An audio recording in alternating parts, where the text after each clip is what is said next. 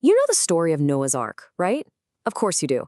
The animals marching two by two with the giant boat, the world-ending flood.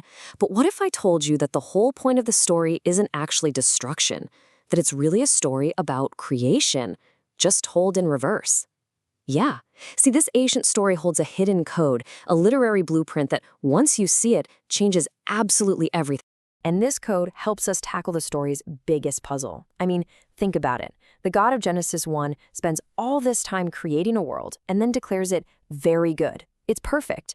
So how can that same creator turn right around and unleash a flood to wipe it all out?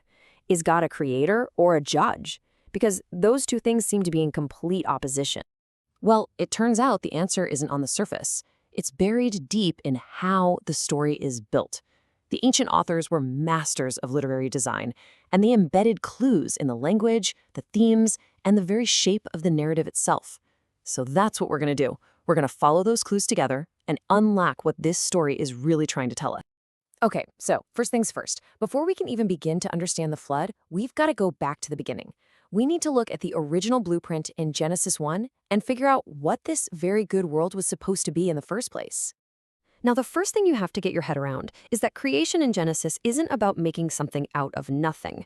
The story starts with a world that's described as tohu wabohu, which means formless and void. It's just a dark, watery chaos. So God's creative work is all about separating, dividing, and bringing order to that mess. Light is separated from dark, the sky is separated from the seas are separated from the dry land. It's a massive act of cosmic organization. And the result of all this ordering? A world that is declared very good. Now, this isn't just God saying, hey, that looks nice. In ancient Hebrew thought, good meant that the world was in a state of perfect balance, of right relationship. The word is tzedek. It's a world where every single part is working in perfect harmony with everything else. That's the ideal we're talking about. And here is a huge clue, hidden in a single word. The Hebrew verb used for God's creating is bara. This word is special. Get this, throughout the entire Hebrew Bible, it is only ever used for God. Humans don't bara. It means to create in a way that only God can, specifically by bringing order out of chaos. To bara is to establish a life-sustaining system where there was none before. So we have creation as ordering chaos, which leads us to the big question, what then is the flood? And here is our first major breakthrough. The flood isn't just some random angry outburst. No, it is a methodical, systematic, step-by-step undoing of creation. Just look at this. It's laid out side by side, and it is staggering. In creation, the waters were separated to make the sky. In the flood, the fountains of the deep and the windows of heaven burst open, and those waters are reunited. In creation, dry land appeared.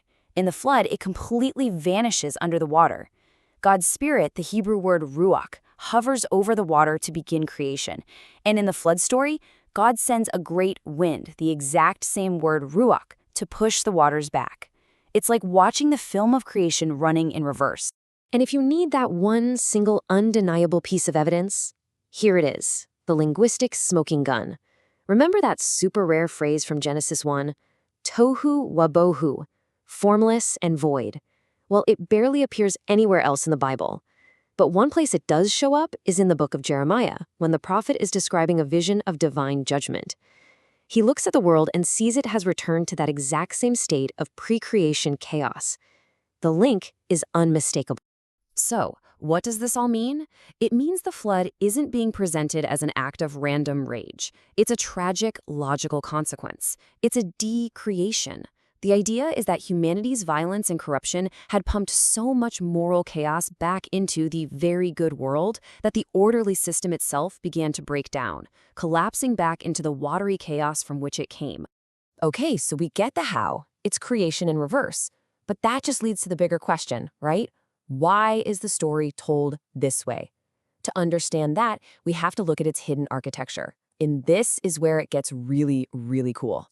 See, ancient Hebrew storytellers often used a literary structure that's totally different from our A to B to C narratives. It's called a chiasm, and it's built like an arch or a mirror. The story builds up to a central, crucial point, and then the entire second half of the story mirrors the first half, but in reverse order. And the whole point of the story? the theological climax, it's always placed right in the dead center.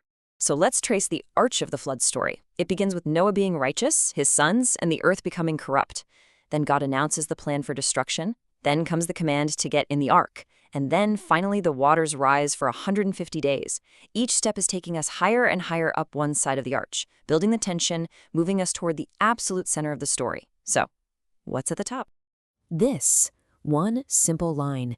In the original Hebrew, it reads, "But God remembered Noah." This is it.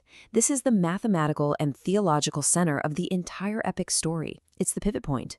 At the absolute peak of the decreation, with the world completely undone, this one act of divine memory stops the chaos in its tracks and begins the journey back.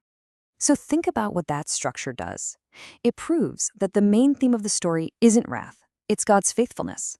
The whole architecture of the narrative is designed to show you that even in the middle of this catastrophic uncreation, the whole thing is framed by grace.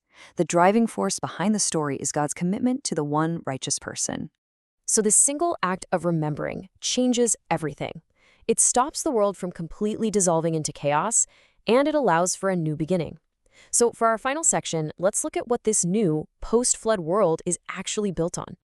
As soon as Noah and his family step out onto that new, dry land, we see what is essentially a new creation begin. And how do we know? We get this incredible echo of the past. God gives them the exact same blessing that he gave to Adam and Eve back in Genesis 1. Be fruitful and multiply. It's like the world is getting a reboot, a second chance. But it's not just a simple reboot. This time, God adds a new feature to the system, you could say. He establishes a kabirat, which we translate as a covenant. Now, this isn't just a simple promise. It's a sacred, binding, unbreakable agreement. It's a new mechanism God puts in place to personally guarantee the stability of the cosmic order. And the core of this promise is, well, it's breathtaking. God basically makes a vow to himself, saying never again. It's a self-limiting promise.